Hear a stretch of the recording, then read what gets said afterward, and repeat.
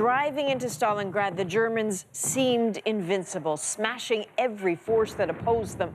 But the Soviets held on until waves of reinforcements and the brutal Russian winter helped turn the tide. The defenders then went on the attack and with overwhelming force slowly crushed the Nazi war machine. Victory, but at an incredible cost.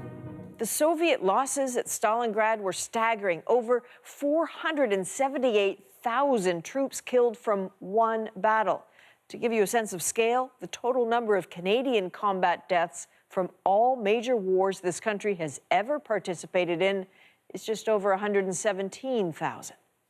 So the scale of that loss all those years ago has really given the Battle of Stalingrad a mythic status. So Chris Brown took a look at the battle, which for a lot of Russians has become a metaphor for the resilience of the motherland.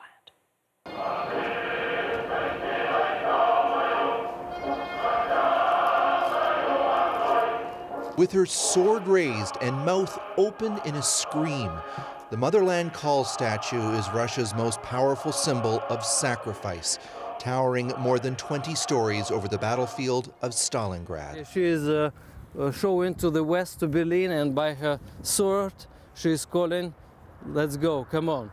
Mikhail Shuvarikov is a guide in the long-since renamed city of Volgograd. For all Soviet Russian people and maybe entire the world, Stalingrad was like the D-Day was for Americans. But Stalingrad was nothing to compare with D-Day. 1.1 million Soviet soldiers were killed or wounded in this single battle. That's more than all of the U.S. casualties for the entire Second World War. 35,000 soldiers just buried underneath the statue. And just underneath, and altogether about 70,000. 70,000 all around. Yeah, all around at this memorial. And how many soldiers are there left to find? 100,000. Hundreds of thousands. Hundreds of thousands. Every year, the fields around the city yield more of Stalingrad's dead. Most buried exactly where they died, some still clad in boots and helmets. Shuvarikov volunteers to take part in the searches. Lots of relatives still have hope to find their relative, to know anything, where they died, how they died, and just to have a place where to come and to put a flower.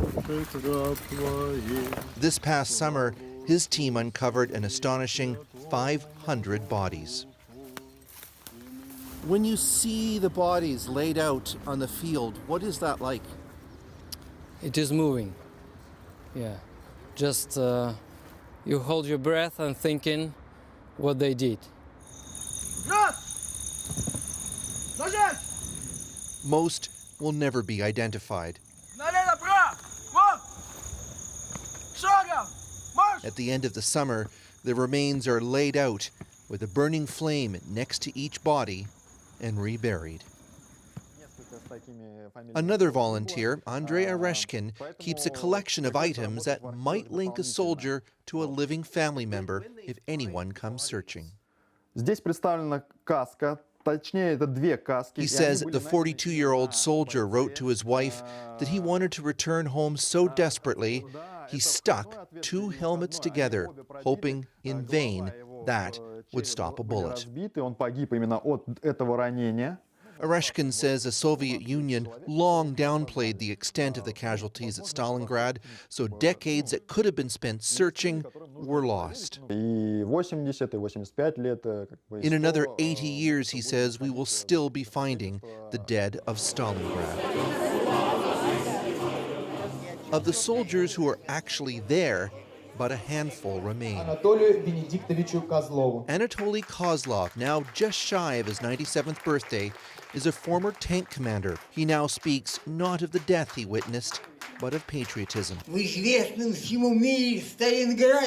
Here in Stalingrad, a miracle took place, he said, of the victory over the Nazis. This will likely be the last major commemoration that includes veterans from the battle, but the enormity of the losses ensures Stalingrad's dead will remain a constant presence. Chris Brown, CBC News in Volgograd.